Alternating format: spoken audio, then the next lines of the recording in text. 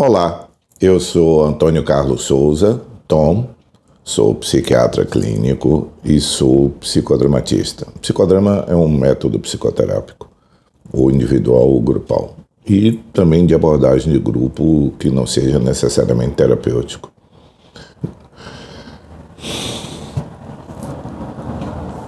Eu costumo dizer que o ser humano não é um bicho lógico. Se o ser humano fosse um bicho lógico, a minha profissão de psiquiatra e a profissão dos psicólogos não teria natureza de existir, não teria razão de existir. Então, por essência, o ser humano é ambivalente, é paradoxal, é incongruente, o que faz com que existam essas profissões que possam ajudar a pessoa a retomar um caminho que haja sido desviado.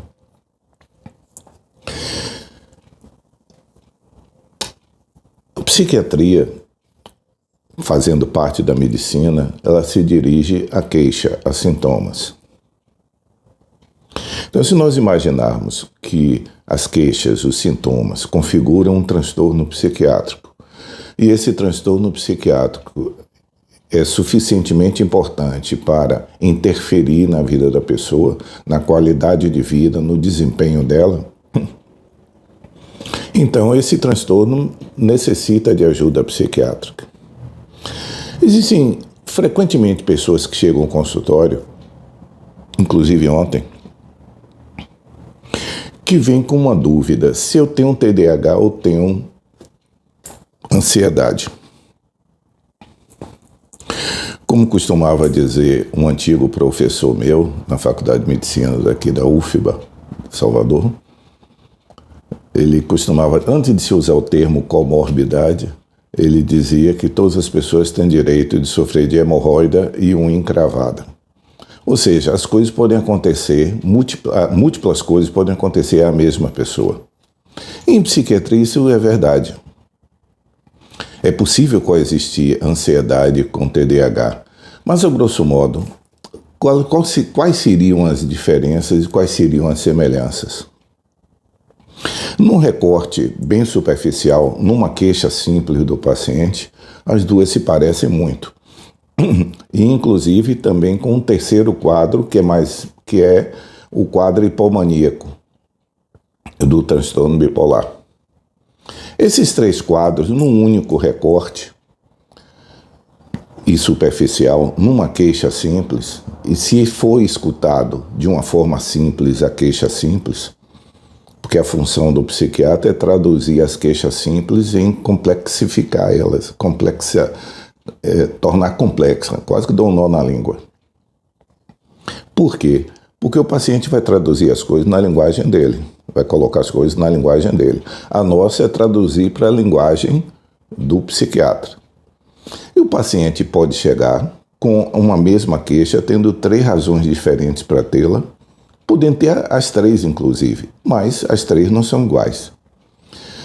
Quais seriam essas queixas habituais que as pessoas chegariam, que poderia ser essa tripartite, a gente ter trifurcado aí?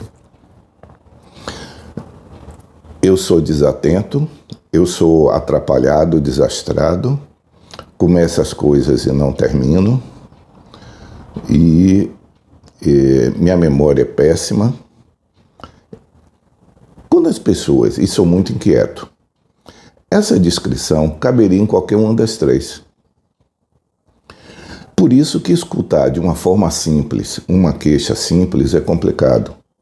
O médico obrigatoriamente precisa perceber nuance, e psiquiatra mais ainda, que não tem dado objetivo, ele tem que traduzir uma linguagem em outra. Verdadeiramente, o psiquiatra é um tradutor. Ele traduz uma linguagem que é individual numa linguagem que já está estabelecida e que o paciente não tem acesso a ela, e que nós temos que traduzir para nós, não é para ele, para nós. Quais seriam as semelhanças? Essa que eu disse. O paciente vai falar da inquietação, vai falar da desatenção, de que ele não conclui as coisas que ele termina, e da inquietação, como eu já disse. Quais seriam as diferenças? A ansiedade, ela é sempre sofrida. Sempre a característica da ansiedade é uma antecipação sofrida do futuro. Como eu já disse outras vezes aqui, não existe ansiedade boa como as pessoas usam no dia a dia. Toda ansiedade é o nome de uma emoção que se traduz por uma expectação negativa em relação ao futuro. Então é apreensão. Toda ansiedade é apreensão.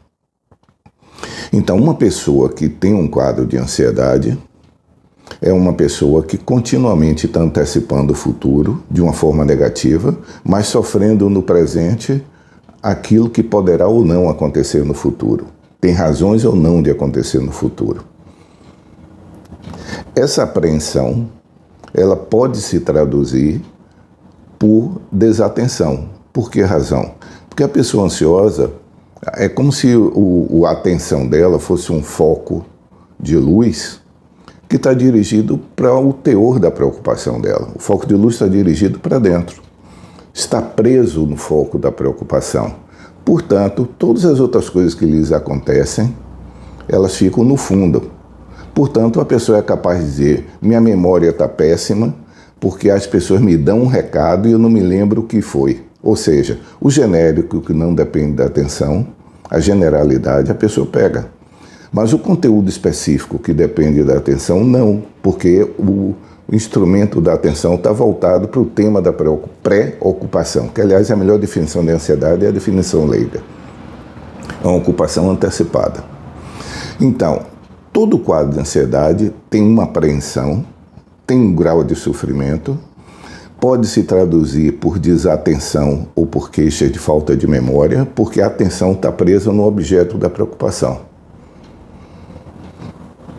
Um paciente com transtorno bipolar no quadro hipomaníaco, lembrando que mania é a elevação patológica do humor, a elevação discreta do humor, ela pode se traduzir pela pessoa dizer as queixas habituais de falta de atenção, começar uma coisa e parar, porque o foco da atenção é o inverso da ansiedade. Em lugar de estar preso na preocupação, ele está hipervigilante em relação às coisas circundantes. Então, as coisas, basta um foco aparecer, ele muda o foco. Então, vai se comportar como inquietação, como desatenção, começar as coisas e não terminar. Mas o transtorno bipolar, ele é fásico, ele não é contínuo. Ele pode durar alguns meses, mas ele não é contínuo. O transtorno bipolar, o quadro, a fase hipomaníaca não é contínua. Então a pessoa vai determinar que de alguns meses para cá é que ela está assim. A ansiedade pode ser contínua, mas começa em algum momento da vida e tem a característica de ser ruim. Na hipomania, normalmente o humor é eufórico. Então seria razoavelmente o inverso da ansiedade. Na hipomania, a pessoa tem um conteúdo eufórico, grandioso. Ainda que discreto comparado com a mania, que é o quadro mais grave, mas ainda assim o conteúdo é de grandeza, é de coisa boa, vamos dizer assim. Enquanto que o conteúdo da ansiedade é apreensivo. E o TDAH, o transtorno de déficit de atenção e hiperatividade, por definição precisa existir continuamente desde a infância. TDAH não surge na idade adulta. Até hoje não foi comprovado que é possível verdadeiramente começar um TDAH na idade adulta. Então, todo o TDAH, para ser diagnosticado na idade adulta, precisa ser retrospectivamente diagnosticado, como se o psiquiatra visse aquela pessoa adulta hoje, eu o visse na infância, por volta de acima dos 6, 7 anos, e pudesse, naquela época, até os 10 anos, determinar que ele tinha transtorno de déficit de atenção e hiperatividade. Mas a hiperatividade, o déficit de atenção é por quê? Porque a atenção voluntária está diminuída e a atenção espontânea está exacerbada. Então, o que acontece? A atenção é governada pelo estímulo. Parecido, de uma certa forma, com o paciente da hipomania, em que o estímulo, ele segue o estímulo sem controle. Por quê? Porque a atenção espontânea, a voluntária dele também está reduzida. Aí a atenção espontânea dele está acentuada, tal como no TDAH. Só que, lembrando, TDAH é um transtorno de desenvolvimento crônico, ele existe desde a infância. O transtorno bipolar é episódico, mesmo que ele comece na infância, e é possível crianças com transtorno bipolar do humor, ele é fásico. Ele passa algum tempo numa fase, passa outro tempo na outra fase depressiva, pode ter intervalos longos até, em que não haja nada, e pode voltar a ter. Ou seja, é fásico, é cíclico. O TDAH não é cíclico. Ele é mutante. O TDAH muda ao longo do tempo a apresentação dele por uma razão simples, as demandas mudam. A demanda da criança é escolar. Então, o que mais vai ser cobrado dela é o desempenho, é o comportamento. Na idade adulta, talvez aquilo que mais prejudique quem tem a TDAH é o chamado distúrbio de função executiva, que é o que torna a gente operacional, que é fazer múltiplas coisas em ordem de prioridade e completar a agenda, vamos dizer assim.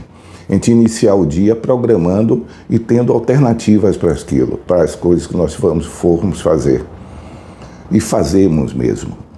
Enquanto que no TDAH, como a maioria das pessoas que tem TDAH, tem também distúrbio de função executiva, ou seja, na criança isso não atrapalha tanto quanto no profissional, que se torna um pouco confiável. Então, TDAH, transtorno de ansiedade generalizada e transtorno bipolar fase hipomaníaca, numa descrição sumária, eles guardam semelhanças. Lembrando, desatenção, só que a desatenção do TDAH é pela quase ausência ou diminuição da atenção voluntária. Ele não consegue colocar a atenção dele naquilo que lhe seja necessário, só porque não é interessante. Ele adia as coisas que sejam importantes, mas porque são chatas. Ou seja, o privilégio do TDAH é pela atenção espontânea. É como todo estímulo é que governa a vida da pessoa, a grosso modo. Estou exagerando um pouco, mas é algo assim. Vai depender da gravidade, claro. Na hipomania, onde a pessoa também tem uma redução do controle voluntário e, portanto, qualquer objeto que se desloque no campo de atenção dele captura o seu interesse. E a pessoa vai mudando de atividades ou de coisas a fazer por conta dessa multiplicidade de estímulo. O estímulo chama atenção. No TDAH, o estímulo chama atenção pelo interesse, não é qualquer estímulo, o estímulo é interessante. E é nele que a pessoa vai se prender, é nele que a pessoa vai executar. Enquanto que na ansiedade, diferente dessas duas outras categorias, desses dois outros transtornos psiquiátricos, a ansiedade tem essa característica que é reconhecível, que é a apreensão, é sofrida. E é o contrário, não é porque a atenção voluntária está reduzida, é porque o foco da atenção está preso no objeto de preocupação. Eu acho que ficou um pouco confuso no sentido de não ser fácil distinguir. Não, não é fácil. Mesmo porque as três coisas podem acontecer numa mesma pessoa, numa mesma história. Mas para distinguir não sempre é fácil, então não esperaria que também fosse fácil para vocês entenderem. Mas entendam que, a grosso modo, o TDAH é algo que, para ser diagnosticado no adulto, precisa ser diagnosticado retrospectivamente na infância. A ansiedade tem uma qualidade de sofrimento, de apreensão, de aperto no peito. E a hipomania tem sempre uma qualidade expansiva, tem uma tonalidade para cima. Espero que haja sido interessante para vocês.